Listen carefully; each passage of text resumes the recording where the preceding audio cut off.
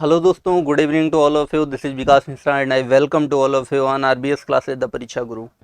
प्यारे बच्चों, आशा करता हूँ आप सभी लोग बहुत मस्त होंगे। पढ़ाई लिखाई एकदम ज़बरदस्त तरीके से चल रही होगी। आज के इस सीरीज में हम लोग देखने जा रहे हैं सेंटेंस इम्प्रूवमेंट से रिलेटेड कुछ मोस्ट इंपॉर्टेंट टॉपिक्स को, कुछ मोस्ट इंपॉर्टेंट क्वेश्चंस को, and we will discuss in this video thoroughly. हम लोग एकदम डिटेल में चीज़ों को डिस्कस करेंगे and a lot of things you will know by solving this question। तो चलिए हम लोग स्टार्ट करते हैं। तो देखिए टॉपिक जो है अपना वो क्या है, सेंटेंस इम्प्रूवमेंट का टॉपिक है अपना। आशा करता हूँ कि इन सब चीज़ों से आप लोग पहले परिचित होंगे। तो फिर डायरेक्ट हम लोग क्वेश्चन पे आते हैं। तो here is the first question and the second question. तो आपके सामने ये दोनों क्वेश्चंस आ चुके हैं। चलिए एक एक करके हम लोग देखते हैं चीज़ों को।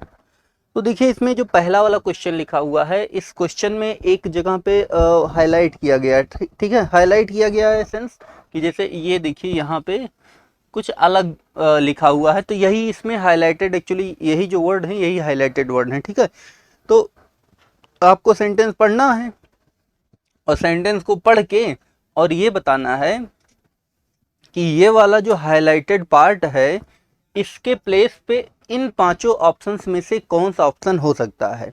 और मान लीजिए इन केस की अगर ये जो लिखा हुआ है ये सही लिखा हुआ है तो आप किस पे टिक करेंगे, तो आप इस केस में नो इम्प्रूवमेंट वाले पे टिक करेंगे। ठीक है, तो क्वेश्चन को सॉल्व करने की टेक्निक क्या है, क्वेश्चन को सॉल्व करने की ट्रिक क्या है, मतलब इसकी लॉजिक क्या है, ये सारी चीज़ें आशा करता हूँ कि आपको पता चल गई होंगी। ठीक है, अब चलिए हम लोग क्या करते हैं, क्वेश्चन को सॉल्व करते हैं। तो देखिए यहाँ पे लिखा you have paid only 25 rupees for this bag. मतलब कि आपने केवल 25 रुपये इस बैग के लिए पे किया हुआ है। ठीक है, आगे देखिए इसके क्या कहा जा रहा है, इट हैज रियली चीप। ठीक है, अब देखो यहाँ पे हैज लिखा हुआ है। देखिए अगर हैज की मैं बात करूं तो जब भी किसी भी सेंटेंस में हैव बेस वर्ब का प्रयोग, हैव बेस वर्ब का मतलब हैज, हैव या फिर हैड, इन तीनों में से किसी का भी प्रयोग अगर अकेले किया गया हो, कैसे किया गया हो, अकेले अगर किया गया हो, सिंगल किया गया हो, तो ये हमेशा क्या होती हैं, मेन वर्ब होती हैं। देखिए अगर मैं बोलूं आपसे कि हैव बेस वर्ब, तो इसका मतलब ये होता है हैज, हैव और हैड। अगर मैं आपसे कहूं कि इस वाले सेंटेंस में दो हैव बेस वर्ब लिखी हैं तो आप ये समझ जाओ कि दो जगह पर इन तीनों में से कोई वर्ब लिखी हुई है। यही मेरा यहाँ पे कहने का मतलब होता है। चलिए कॉन्सेप्ट उसके बाद में डिस्कस करना स्टार्ट करते हैं हम लोग। तो आपको ये चीज़ें पता चल गई होंगी। अब देखिए ये चीज़ काफ़ी पहले से भी मैंने बता रखा है, काफ़ी ढेर सारी वीडियोज में फिर बता रहा हूँ कि अगर किसी सेंटेंस में सब्जेक्ट आए, सब्जेक्ट के बाद में कोई वर्ब आए और फिर ऑब्जेक्ट आए, तो अगर कोई वर्ब अकेले आती है तो ये हमेशा क्या होती है, मेन वर्ब हुआ करती है। कौन सी वर्ब होती है, मेन वर्ब। लेकिन अगर किसी सेंटेंस में दो सब्जेक्ट आए और सब्जेक्ट के बाद में दो क्रियाएं साथ में आई हों और फिर लास्ट में क्या आए, ऑब्जेक्ट आए, तो जो पहली वाली वर्ब होती है इसको हेल्पिंग वर्ब कहते हैं और जो दूसरी वाली वर्ब होती है इसको मेन वर्ब कहते हैं। ठीक है, तो इस टाइप से कुछ चीज़ें बनती हैं। तो आशा करता हूँ कि अब आप लोगों को कभी हेल्पिंग वर्ब या फिर मेन वर्ब पहचानने में कोई प्रॉब्लम नहीं आएगी। अब देखिए, अब जैसे ये वाला सेंटेंस लिखा है तो इसमें देखिए हैव आई है। अब अगर मैं हैव बेस वर्ब की बात करूं, आशा करता हूं कि आप लोग हैव बेस वर्ब समझने लगे होंगे। तो हैव का मतलब has have had, have base verb का मतलब हैज हैव हैड। तो अगर कहीं हैव बेस वर्ब लिखी है तो इसका प्रयोग दो तरीके से करते हैं। एक इसका हम प्रयोग करते हैं हेल्पिंग वर्ब के रूप में और दूसरा इसका हम कैसे प्रयोग करते हैं, मेन वर्ब के रूप में। ठीक है, तो अगर अकेले आएगी, सिंगल आएगी, तो इसका प्रयोग कैसे किया जाएगा, मेन वर्ब के रूप में किया जाएगा। और जब इसका प्रयोग मेन वर्ब के रूप में करेंगे तो ये किसको दिखाता है, पोजीशन को। किसको ये दिखाता है, पोजीशन को। पोजीशन मीन्स क्या होता है, ये अधिकार को व्यक्त करता है। ठीक है, और जब इसका प्रयोग हेल्पिंग वर्ब के रूप में करते हैं तो हेल्पिंग वर्ब कभी अकेले नहीं आती, हमेशा इसके साथ मेन वर्ब के रूप में कौन सी फॉर्म आती है, थर्ड फॉर्म। और ये हमेशा परफेक्ट टेंस को दिखाते हैं। Perfect tense in the sense कि प्रेजेंट परफेक्ट, पास्ट परफेक्ट या फ्यूचर परफेक्ट कुछ भी हो सकता है, ठीक है, बट वो टेंस जो है परफेक्ट ही रहेगा। तो अब यहाँ पे आपने देखा हैव के साथ में पेड आई हो, पेड क्या होती है, वर्ब की थर्ड फॉर्म। तो ठीक है, कोई दिक्कत नहीं, लिखा if you have paid only 25 rupees for this bag, मतलब कि यदि आपने दिया है केवल 25 रुपए इस बैग के लिए। It has really cheap. अब देखो हैज, अब हैज अकेले है, इसके बाद कोई वर्ब तो लगी नहीं है, तो ये क्या हो जाएगी, मेन वर्ब। और जब इसका प्रयोग हम मेन वर्ब के रूप में करेंगे तब ये किसको दिखाएगा, अधिकार को। जैसे हमने बोल दिया आई हैव अ कार, तो इसका मतलब मेरे पास एक कार है। ये मतलब यहाँ पे फिर इसका अर्थ पास रखना या होना, या हमने ऐसे लिख दिया कि ही हैज अ बैग, ठीक है, मतलब उसके पास एक बैग है। तो इसका मतलब हो जाएगा इट हैज रियली चीप, इसके पास वास्तव में सस्ता है। तो इसके पास वास्तव में सस्ता है, क्या इस बात का कोई सेंस निकल रहा है? तो आप कहोगे नहीं सर ये तो नॉनसेंस हो गया है। क्यों? इसके कोई सेंस नहीं निकल रहा है, सेंसलेस है। तो इसका मतलब कि ये जो चीजें लिखी हैं इट हैज रियली चीप, ये गलत है। तो अब गलत है तो नो इम्प्रूवमेंट तो हो नहीं सकता है। क्लियर है? यहाँ पे सेंस ये निकलना चाहिए कि अगर आपने इस बैग के 25 रुपए दिए तो ये वास्तव में सस्ता है। यह क्या है, सस्ता है। जैसे हमने लिख दिया Tom is a doctor, Tom क्या है, टॉम डॉक्टर है। ऐसे हमने लिख दिया इट इज कॉस्टली, यह क्या है, महंगा है। वैसे यहाँ पे कहा जा रहा है कि यह सस्ता है, तो यह सस्ता है इसको बताने के लिए हमको बताना पड़ेगा कि इट इज।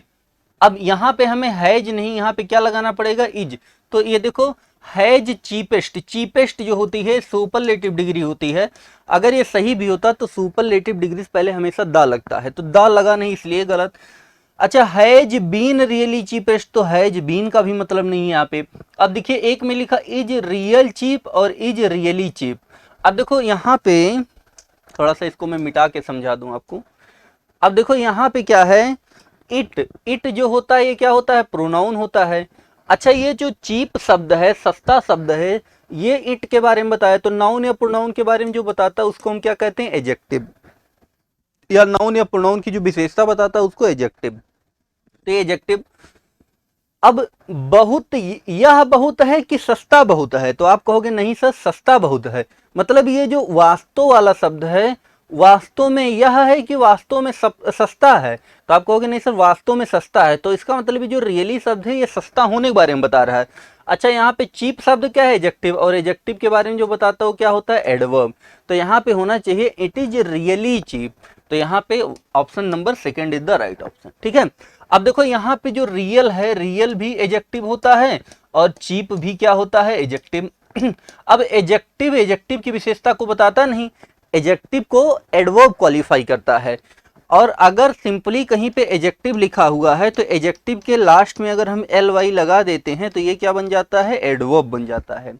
सामान्यतः हम क्या करते हैं, एडजेक्टिव के लास्ट में अगर हमें एल वाई लगा देते हैं तो क्या बन जाता है, एडवर्ब बन जाता है। जैसे हमने लिख दिया ब्यूटीफुल, क्या हमने लिख दिया, ब्यूटीफुल।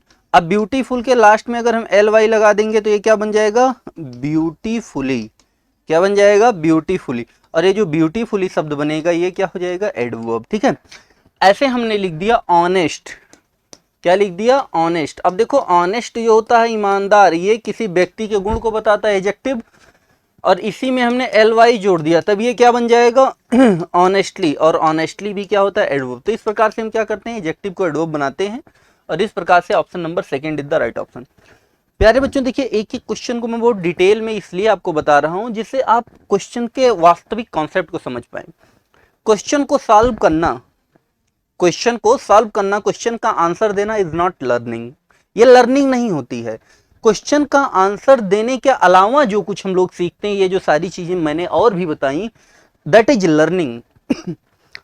रटने पे नहीं, इंग्लिश में आप लोग लर्निंग पे फोकस किया कीजिए।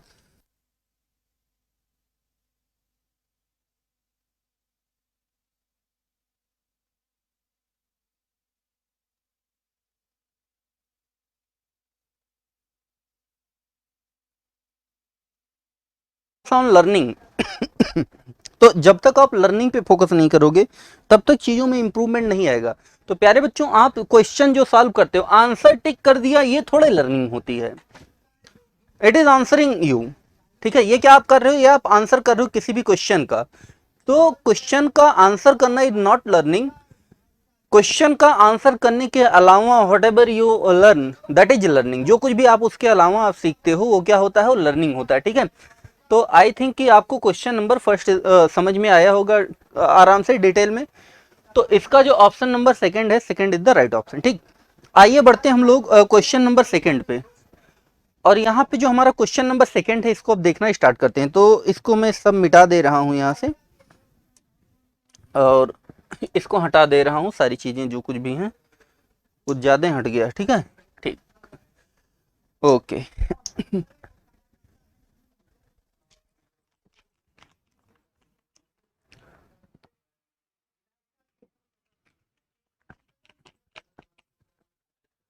चलिए अब देखना स्टार्ट करते हैं क्वेश्चन नंबर सेकंड को।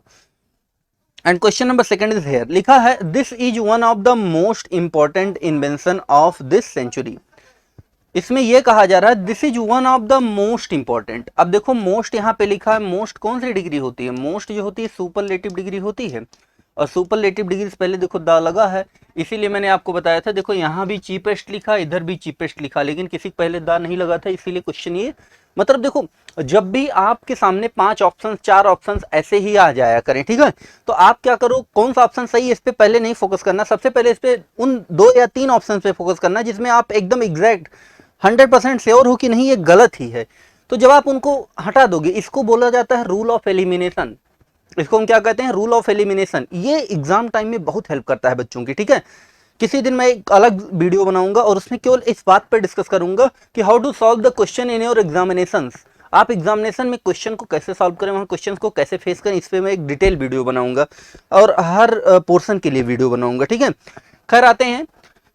तो देखिए लिखा one of the most important invention. अच्छा एक चीज आप समझो, जब भी किसी भी सेंटेंस में वन ऑफ द या ओनली वन ऑफ द, तो इसके बाद हमेशा सुपरलेटिव डिग्री आती है, और जो भी नाउन आता है, जो भी क्या आता है नाउन आता है, वो हमेशा प्लूरल होता है। तो one of the most important invention नहीं, इन्वेंशंस होना चाहिए। तो देखो फर्स्ट ऑप्शन कैंसिल है, सेकेंड ऑप्शन कैंसिल है, इन्वेंशन नहीं है तो नो इम्प्रूवमेंट नहीं होगा। बचा कितना अपने पास, 2 ऑप्शन। अब देखो यहाँ भी इन्वेंशन, यहाँ भी इन्वेंशन। ठीक है, तो देखो यहाँ पे लिखा ऑफ दिस सेंचुरी। ठीक है, तो यहाँ पे कह रहा है this is one of the most important inventions. यह क्या है, उन इन्वेंशंस में से एक सबसे महत्वपूर्ण है ऑफ दिस सेंचुरी। ठीक है, तो यहाँ पे तो देखिए इसमें ऑफ इन्वेंशंस ऑफ सेंचुरीज एक लिखा हुआ और द सेंचुरी लिखा। ठीक है, देखो यहाँ पे एक्चुअली जो होना चाहिए तो दिस सेंचुरी होना चाहिए, तो यहाँ पे हो जाएगा इन्वेंशंस ऑफ दिस सेंचुरी। ठीक है, द सेंचुरीज भी सही हो सकता था, लेकिन ये ज्यादा बेटर पड़ेगा। ठीक, चलिए बढ़ते हैं क्वेश्चन नंबर नेक्स्ट की तरफ। अगला क्वेश्चन लिखा हुआ है मेडिटेशन हैज यूज्ड। अब देखो फिर हैज के साथ में यूज्ड आया। ठीक है, तो कह रहा है मेडिटेशन मींस योगा। ठीक, meditation has used in every part of the world. ठीक है, तो इसका मतलब ये है कि मेडिटेशन जो है वो पूरे विश्व के हर एक भाग में यूज किया जा चुका है। अब देखो कह रहा पहला has useful, has been useful, has had usages, may have used, और इधर नो इम्प्रूवमेंट। ठीक है, तो यहां पे देखो लिखा हुआ है, तो मेडिटेशन लिखा हुआ है। मेडिटेशन मतलब क्या होता है, योगा। कुछ बातें समझो, अभी मैंने थोड़ी देर पहले I think in question number first I have discussed about have base verb. वहां पे मैंने डिस्कस किसको किया है, हैव बेस वर्ब को डिस्कस किया। ठीक, अब ये जो हैव बेस वर्ब होती हैं, थोड़ा सा इसके बारे में और सुनो। देखो जब भी किसी भी सेंटेंस में हैव बेस वर्ब का प्रयोग हम कैसे करते हैं, हेल्पिंग वर्ब के रूप में करते हैं। तो मेन वर्ब के रूप में इसके साथ 2 चीजें आ सकती हैं, 2 के अलावा कोई तीसरी चीज नहीं आएगी। या तो इसके बाद वर्ब की थर्ड फॉर्म आएगी, और या फिर इसके बाद में बीन के साथ वर्ब की थर्ड फॉर्म आएगी। इन दोनों के अलावा कोई भी मेन वर्ब नहीं आ सकती। तो फिर से सुन लो एक बार, जब भी किसी सेंटेंस में हैव बेस वर्ब का प्रयोग, हैव बेस वर्ब का मतलब हैज, हैव, हैड, इन तीनों में से कोई भी, इन तीनों में से किसी का भी प्रयोग अगर हेल्पिंग वर्ब के रूप में होगा तो पूरे ग्रामर में, देखो ट्रिक बहुत जबरदस्त है, इस चीज को हमेशा याद रखना कि जो भी चीजें हैं, देखो जब तक आपके कॉन्सेप्ट में क्लियरिटी नहीं आएगी, चीजें क्लियर नहीं होंगी, चीजें में जो है वो चीजों में कंफ्यूजन बना रहता है। तो देखो यहाँ क्लियरिटी लाओ, हैव बेस वर्ब के बाद में अगर ये हेल्पिंग वर्ब के रूप में है तो बहुत सारे बच्चों के दिमाग में रहता है सर क्या आ जाए कुछ पता नहीं है, ये आ जाए वो आ जाए, दुनिया की नौटंकी उनके दिमाग में चलती रहती है। लेकिन जब आपको ये पता चल जाएगा कि इसके अलावा कुछ आ ही नहीं सकता, तो फिर वहां पे कॉन्सेप्ट और तेजी से क्लियर होंगे। ठीक है, तो अगर हैव बेस वर्ब का प्रयोग हेल्पिंग वर्ब के रूप में हो तो मेन वर्ब के रूप में थर्ड फॉर्म या बीन के साथ थर्ड फॉर्म आती है। जब थर्ड फॉर्म केवल आएगी तो सेंटेंस जो होता है वो एक्टिव वॉइस में होता है, और जब बीन के साथ थर्ड फॉर्म आएगी तो सेंटेंस पैसिव वॉइस में। अब कोई सेंटेंस एक्टिव वॉइस में कब होता है, देखो सेंटेंस का स्ट्रक्चर होता है subject plus verb plus object. अब इस सेंटेंस में जो कार्य दिया गया है इसे ये सब्जेक्ट करे तो सेंटेंस एक्टिव वॉइस में, इसे सब्जेक्ट ना करे तो ये पैसिव वॉइस में। अब आओ क्वेश्चन पे आते हैं। ठीक है, अब अगर मैं इस क्वेश्चन की बात करूं तो आप लोग क्वेश्चन अगर देखेंगे तो इसमें सब्जेक्ट क्या है, तो आप कहोगे सर इसमें सब्जेक्ट है मेडिटेशन। अच्छा, काम क्या हो रहा है, प्रयोग करने का। अब आप हमको ये बताओ, योगा किसी को प्रयोग करता है कि योगा को प्रयोग किया जाता है, तो आप कहोगे सर योगा थोड़े किसी प्रयोग करेगा, योग का प्रयोग किया जाता है लोगों द्वारा, मतलब ये जो यूज करने का काम है इसे मेडिटेशन नहीं करेगा, योग किसी को प्रयोग करेगा नहीं, योग का प्रयोग किया जाता है। तो इसका मतलब अब देखो हैज के साथ में थर्ड फॉर्म आई है, मतलब सेंटेंस एक्टिव वॉइस में। अब एक्टिव वॉइस है तो सेंटेंस में दिए गए कार्य को सब्जेक्ट करेगा, मतलब प्रयोग करने का मेडिटेशन करेगा, प्रयोग करने का योगा करेगा। अब योगा किसी प्रयोग नहीं करता, मतलब ये गलत लिखा है। अब गलत लिखा है तो नो इम्प्रूवमेंट। तो योग किसी को प्रयोग नहीं करेगी, योगा को प्रयोग किया जाता है। तो जब सेंटेंस में दिए गए कार्य को सब्जेक्ट करे तब एक्टिव वॉइस में, और जब सब्जेक्ट पर कार्य हो तब पैसिव वॉइस में। जैसे हमने लिख दिया कमल हैज सोल्ड द बुक, ऐसे लिख दिया। तो हैज के साथ में यहाँ पे थर्ड फॉर्म है, सेल का थर्ड फॉर्म सोल्ड, तो सेल मतलब बेचना, तो इसका मतलब हैज के साथ थर्ड फॉर्म आई, मतलब सेंटेंस किस वॉइस में, एक्टिव वॉइस में। मतलब सेंटेंस में दिए गए काम को कौन करेगा, सब्जेक्ट, मतलब बेचने का काम कौन करेगा, कमल।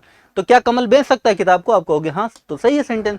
लेकिन अगर मैं इसी को ऐसे लिख दूं कि the book has sold by Kamal, अब इसको ऐसे लिख दूं तो फिर आपने देखा सब्जेक्ट क्या है, the book, has helping verb, sold क्या हो जाएगी, मेन वर्ब। अच्छा फिर देखो हैव बेस वर्ब के साथ थर्ड फॉर्म आई, मतलब सेंटेंस किस वॉइस में, एक्टिव वॉइस में। एक्टिव वॉइस का मतलब बेचने का काम कौन करेगी, किताब।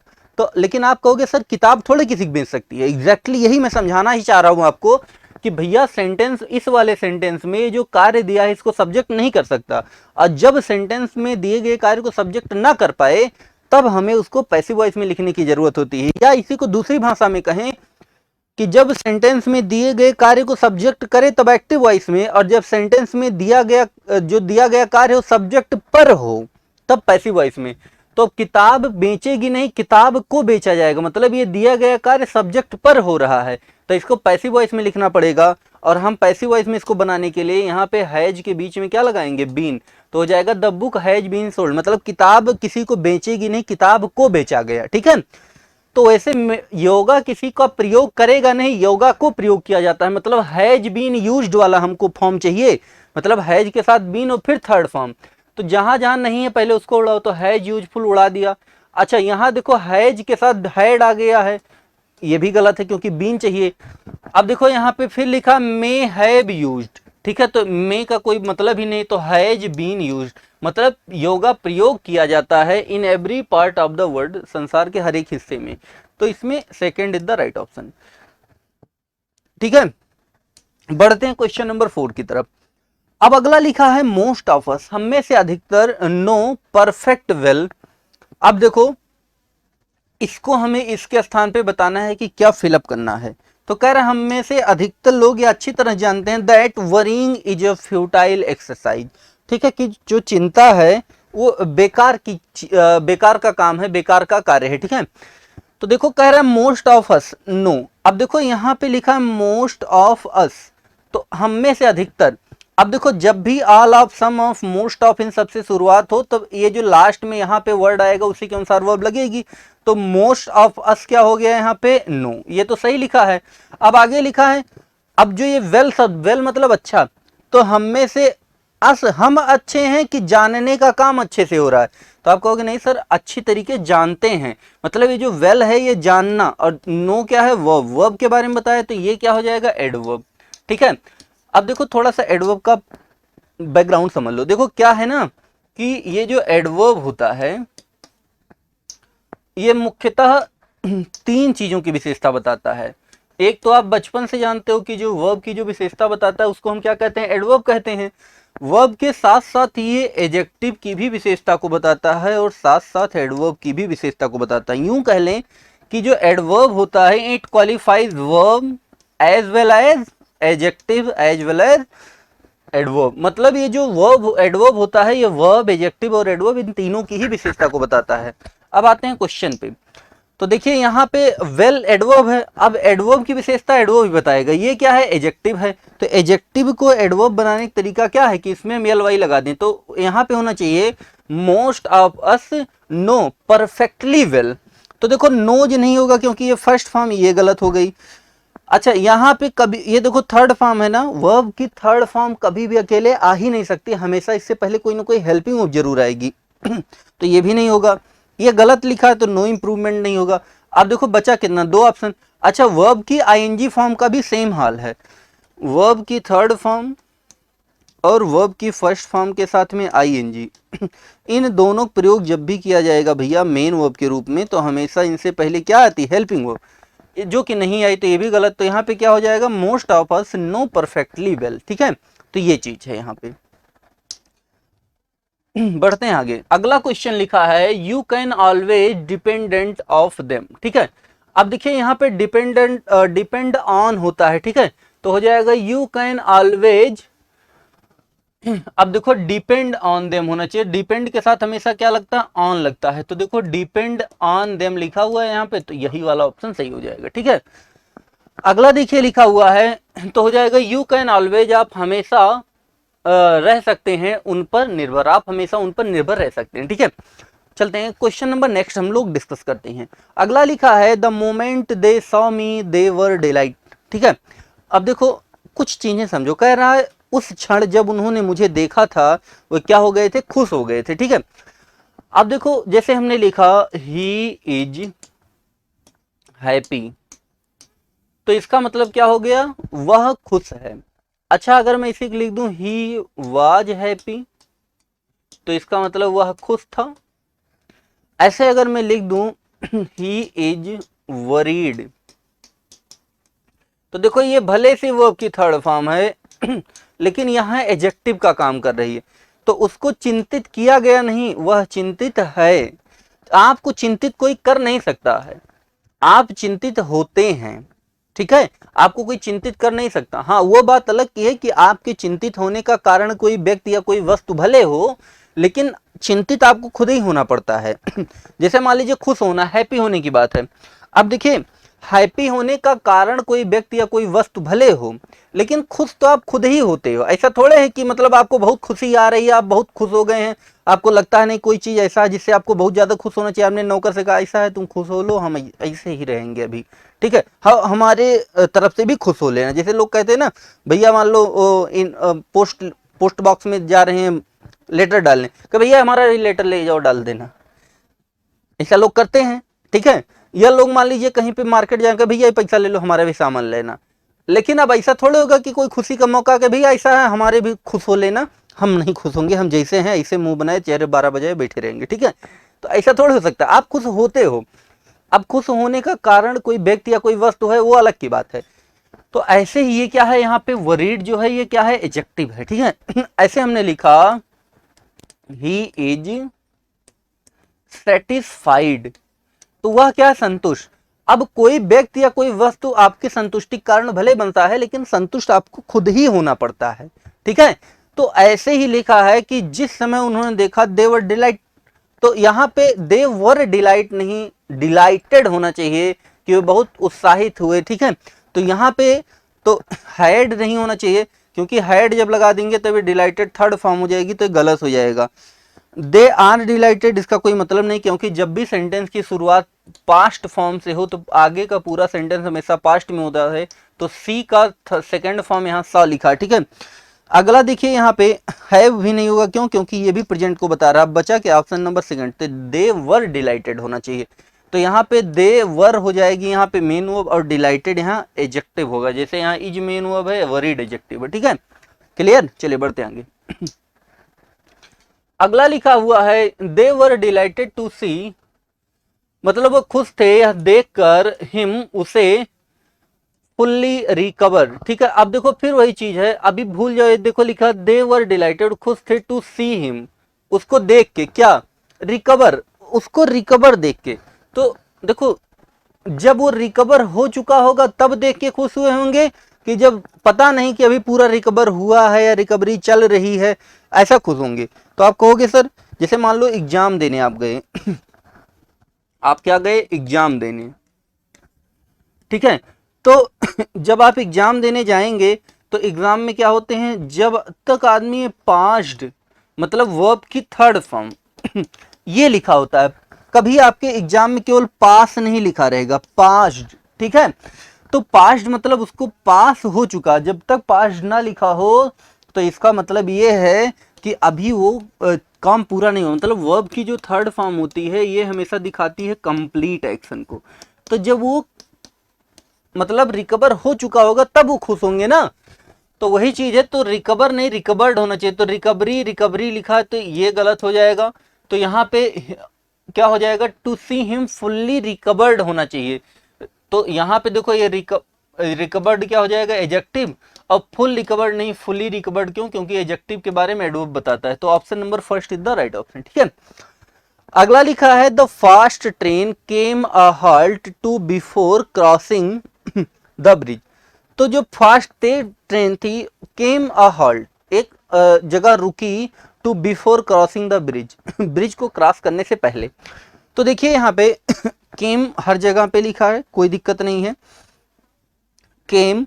अब देखो ट्रेन आई, अ हॉल्ट, एक रुकी। अब द फास्ट ट्रेन केम, अब देखो केम अ हॉल्ट नहीं, जैसे हमको बोलना है कि वह स्कूल आए तो हम बोलते हैं केम टू स्कूल, तो यहाँ पे केम टू हॉल्ट होना चाहिए, केम टू अ हॉल्ट होना चाहिए, और उसके बाद बिफोर लगना चाहिए, तो हो जाएगा came to a halt before. अब यहाँ पे ऑप्शन नंबर क्या हो जाएगा, option number fourth is the right option, ठीक है। अगला देखिए लिखा है he was one of the greatest astrologer. अब देखो यहाँ मैंने बताया था ना, वन ऑफ द के बाद में डिग्री कौन सी आएगी, तो डिग्री हमेशा सुपरलेटिव जो कि ऑलरेडी लिखी है, और यहाँ पे हमेशा प्लूरल नाउन एस्ट्रोलॉजर्स जो कि लिखा है, ठीक है। अब देखो एस्ट्रोलॉजर यहाँ लिखा हुआ है ना, इसको उड़ा देते हैं, यहाँ भी एस्ट्रोलॉजर लिखा, इसको भी उड़ा देते हैं। अब देखो फिर आगे क्या लिखा, ऑफ हिज टाइम्स, ठीक। अब कह रहा ही was one of the greatest astrologers, मतलब वह अपने समय में उन महान एस्ट्रोलॉजर्स में से एक था। आगे लिखा ना ऑफिस टाइम, तो यहाँ पे देखिए यहाँ पे इट्स तो होगा नहीं, क्यों, क्योंकि यहाँ पे ही लिखा है तो ही के लिए हिज होगा। अब देखो आगे क्या लिखा हुआ है, और फिर यहाँ पे बचा है ऑफ हिज टाइम, तो यहाँ पे option number first is the right option.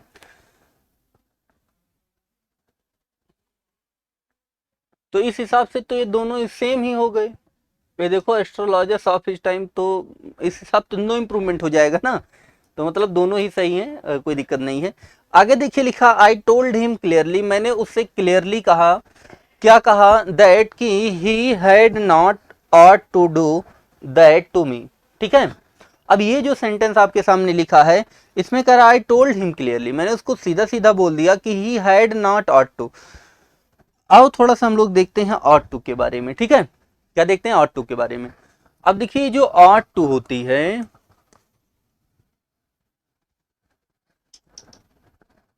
इधर लिख रहा हूं, ठीक है। देखो ये प्यारे बच्चों, ये जो ऑट टू होती है ये क्या होती है, एक मॉडल वर्ब होती है। ये क्या होती है, एक मॉडल वर्ब होती है।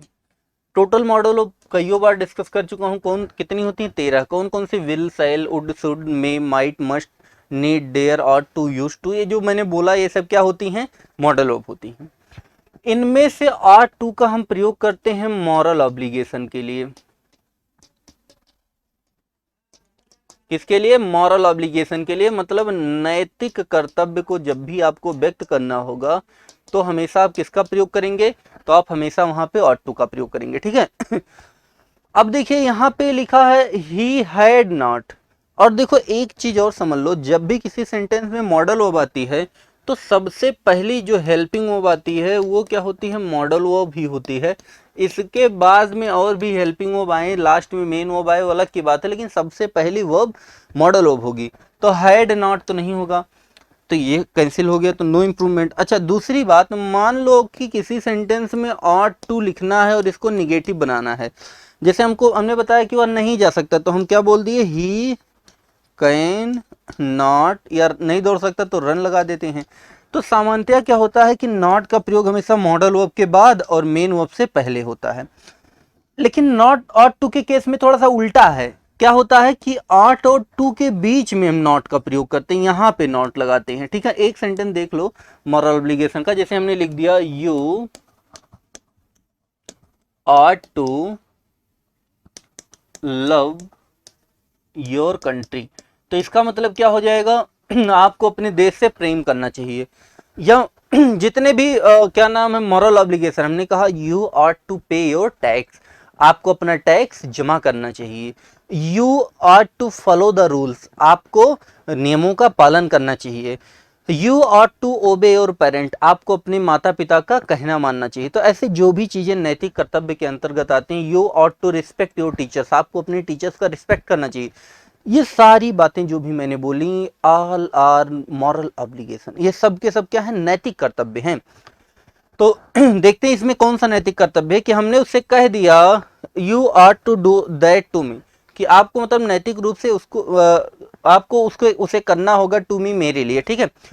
अब देखिए सबसे पहले तो आर्ट आना चाहिए, अब आर्ट यहाँ पे लिखा, आर्ट यहाँ पे और आर्ट यहाँ पे, आर्ट के तुरंत बाद नॉट, और आर्ट नाम का कोई मॉडल वर्ब नहीं होता है। जो मॉडल वर्ब होता है वो क्या होता है, आर्ट टू होता है, आर्ट, आर्टेड, आर्टिंग, ऐसा कोई मॉडल वर्ब नहीं होता। तो देखो यहाँ पे नॉट नहीं लगा तो ये टू नहीं लगा, कैंसिल। यहाँ पे हैज नॉट फिर आर्ट टू लगा, ये कैंसिल। अच्छा यहाँ भी टू नहीं लगा, ये भी कैंसिल। तो क्या बचा है, ऑप्शन नंबर 3, तो हो जाएगा are not to have done, ठीक है। तो इसमें option number 3 is the right option. अगला देखिए लिखा हुआ है they were requested to take their belongings and left their house quickly. अब देखो बच्चे इसमें गलती क्या करते हैं इस टाइप के क्वेश्चन में, बच्चा जैसे इसको क्वेश्चन पढ़ता है, बहुत ध्यान से सुनना तभी ये ट्रिक को टेक्निक समझ में आएगी। लिखा दे वर रिक्वेस्टेड, अब वर के साथ रिक्वेस्टेड, तो इसका मतलब सेंटेंस पैसिव वॉइस में, मतलब वो रिक्वेस्ट करेंगे नहीं, उन्हें रिक्वेस्ट किया गया है उनका, तो देवर रिक्वेस्ट, उनका रिक्वेस्ट किया गया है, उनसे रिक्वेस्ट किया गया क्या, टू टेक देयर बिलोंगिंग्स, कि अपना क्या कर लें, सामान ले लें, बोरिया बिस्तर, and left their house quickly, अपना घर छोड़ दें। अब देखो बच्चा इसमें क्या सोचता है, बच्चा ये सोचता है कि सर इधर तो थर्ड फॉर्म लगी है, सब्जेक्ट क्या है, दे है, दे से ही रिक्वेस्ट करने के लिए कहा गया कि वह अपना बिलोंगिंग ले लें, और उन्हीं से ही कहा जा रहा है कि घर छोड़ दें। तो इसका मतलब ये है कि ये वाली हेल्पिंग वर्ब ठीक है, मेन वर्ब एक और लगानी है, और लेफ्ट देखो यहाँ पे वर्ब की थर्ड फॉर्म लगी है, तो इस हिसाब से अच्छा देयर, दे सब्जेक्ट है तो देयर लगा है, तो ये भी सही है। तो इसमें बच्चा क्या करता है, इसमें फटाक से बच्चा नो इंप्रूवमेंट वाले पे टिक मार के चला आता है। यही सबसे बड़ी गलती होती है, नहीं ये गलत है, ऐसा नहीं होता है। अब देखो क्या है इसमें, तो यहाँ पे ये कहा जा रहा है, देखो एक काम कहा जा रहा है टू टेक देयर बिलोंगिंग, एक तो उसके बिलोंगिंग्स को लेने के लिए कहा जा रहा है, और दूसरा घर छोड़ने कहा जा रहा है। तो जब ऐसा केस होता है कि जब किसी सेंटेंस में, सबसे पहले ये समझो अगर कहीं पे टू प्लस वर्ब की फर्स्ट फॉर्म लिखी है तो इसको हम इन्फिनिटिव कहते हैं। क्या कहते हैं, इन्फिनिटिव। इन्फिनिटिव सामान्यतः काम करता है नाउन का, अभी इतना डिटेल में नहीं, किसी और वीडियो में देखेंगे, लेकिन अभी के लिए इतना जानो कि अगर कहीं टू प्लस वर्ब की फर्स्ट फॉर्म लिखी है तो इसी को इन्फिनिटिव, जैसे हमने लिख दिया आई वांट टू गो, मैं जाना चाहता हूं। तो टू गो लिखा है तो ये क्या हो जाएगा, इन्फिनेटिव। हमने लिख दिया he want to, sorry wants to purchase, वह खरीदना चाहता है। तो ये जो टू परचेज है ये क्या हो जाएगा, इन्फिनेटिव हो जाएगा। इतनी बात समझ में आई। अब रूल ये होता है कि if two infinitives are connected by and slash or, मतलब यदि किसी सेंटेंस में दो इन्फिनेटिव एंड से जुड़े हों या आर से जुड़े हों, मतलब एक इधर टू प्लस वर्ब की फर्स्ट फॉर्म है और एक इधर भी टू प्लस वर्ब की फर्स्ट फॉर्म है, तो दूसरे वाले इन्फिनेटिव में से हम टू को हटा देते हैं। जैसे हमने लिख दिया ही वाज, या वाज नहीं, ऐसे देखो, he tried to solve and to explain the question. उसने प्रयास किया था सॉल्व करने का और एक्सप्लेन करने का क्वेश्चन को। अब अगर आप इस क्वेश्चन को थोड़ा सा ध्यान से देखेंगे तो आप यहाँ पाएंगे कि एक इन्फिनेटिव यहाँ है और दूसरी इन्फिनेटिव यहाँ है, और दोनों किससे जुड़ी हैं, एंड से। तो मैंने बताया दूसरे वाले में से टू हटा देंगे तो यहाँ से टू हटा देंगे, ये रूल होता है। तो वैसे ही एक यहाँ टू टेक है और यहाँ दूसरा छोड़ने के लिए, तो यहाँ पे केवल वर्ब की फर्स्ट फॉर्म बची है ना, तो यहाँ भी वर्ब की फर्स्ट फॉर्म बची होनी चाहिए। तो लेफ्ट नहीं, क्या होना चाहिए, लीव होना चाहिए। तो यहाँ पे क्या होना चाहिए, लीव होना चाहिए। तो लीव देयर हाउस क्विकली, तो यहाँ option number first is the right option. देखो बहुत डीप कॉन्सेप्ट है और बहुत ही इंपॉर्टेंट कॉन्सेप्ट है, ठीक है। तो ऐसा कहीं भी आप अगर देखें एंड से जुड़ा हो या फिर आर से जुड़ा हो, इस टाइप का कोई भी क्वेश्चन जिसमें दो इन्फिनेटिव एंड आर से जुड़े हो, तो सेकंड वाले में से हम क्या करते हैं, टू को हटा देते हैं। बहुत डीप कॉन्सेप्ट है। चलिए आगे बढ़ते हैं क्वेश्चन नंबर नेक्स्ट की तरफ। अगला जो अपना क्वेश्चन लिखा हुआ है, देखिए इसमें क्या लिखा हुआ है, कहा जा रहा है नेक्स्ट क्वेश्चन में द डॉक्टर हैज एडवाइज। अब देखो हैज है, हेड के साथ हमेशा वर्ब की थर्ड फॉर्म आती है, तो यहाँ पे क्या हो जाएगा, एडवाइज्ड होना चाहिए। तो हैज एडवाइज्ड कहाँ लिखा है, यहाँ लिखा है, तो option number 3 is the right option. चलिए बढ़ते हैं। अच्छा एक चीज और समझ लो, देखो दो शब्द होते हैं, एक शब्द होता है एडवाइस और एक शब्द होता है एडवाइस। इसका मतलब होता है सलाह और इसका मतलब होता है सलाह देना, ठीक है। तो ये जो सलाह केवल है ये नाउन है, मतलब एडवाइस नाउन है और एडवाइज क्या होती है, वर्ब। तो स्पेलिंग में डिफरेंस है कि यहाँ सी है यहाँ एस है, ठीक है। तो इसीलिए एडवाइज्ड होना चाहिए। मान लो कहीं सी डी वाले में लिखा ऐसा तो गलत होगा, ठीक। क्वेश्चन नंबर नेक्स्ट अगर देखें तो लिखा they have been playing chess wherever they are free, मतलब वो है चेस खेलते हैं जब भी वो क्या होते हैं, फ्री होते हैं।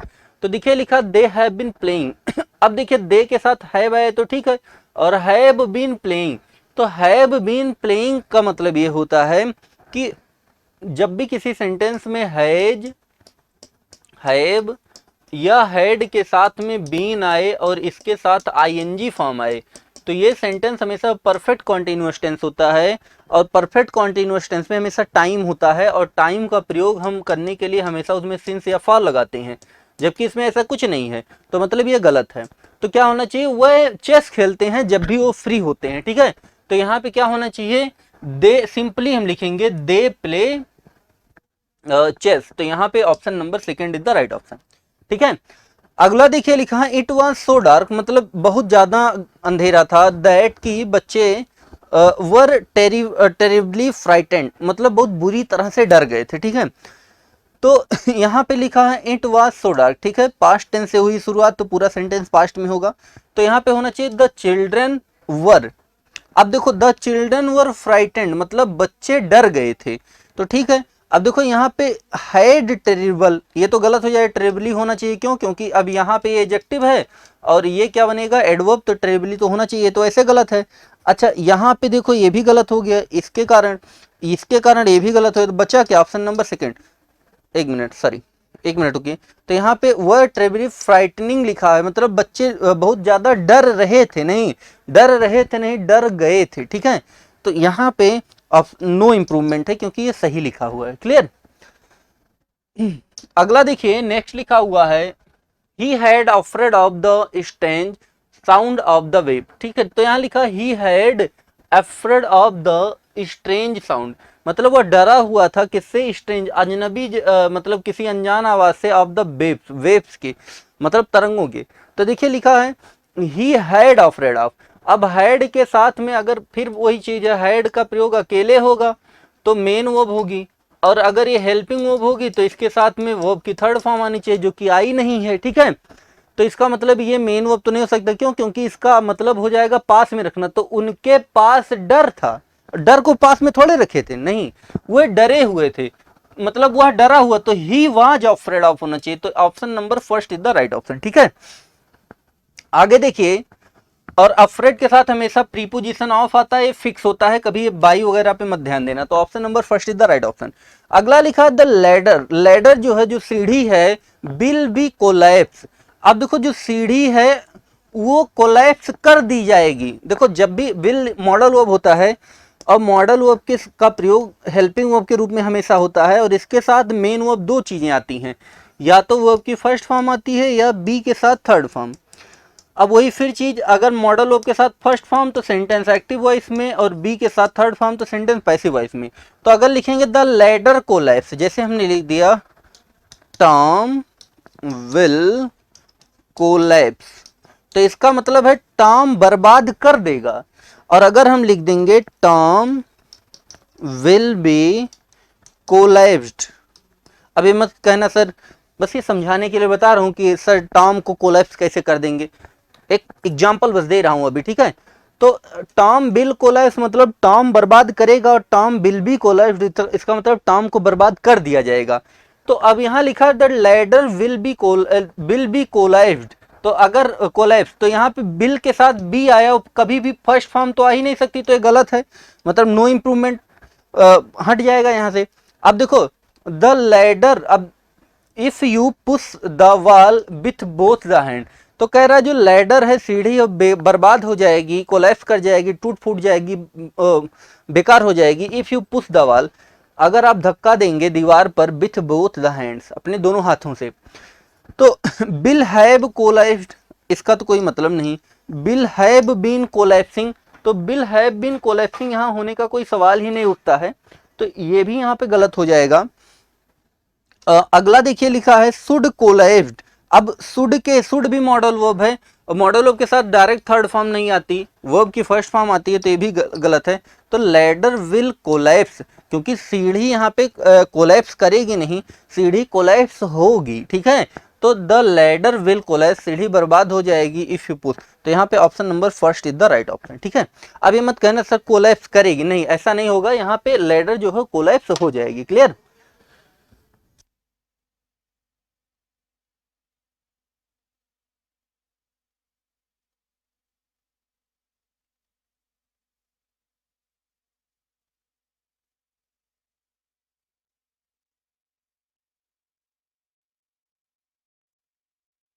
चलिए बढ़ते हैं हम लोग क्वेश्चन नंबर नेक्स्ट की तरफ। और प्यारे बच्चों, ये जो अपना क्वेश्चन था, this is the last question. तो आज के लिए इतना ही, और फिर हम लोग मिलते हैं नेक्स्ट सीरीज के साथ में, और फिर हम लोग डिस्कस करेंगे a lot of questions from this chapter, ठीक है। Okay, thanks to all of you. Video को लाइक कीजिए, शेयर कीजिए, चैनल को सब्सक्राइब कीजिए। Okay, thanks to all.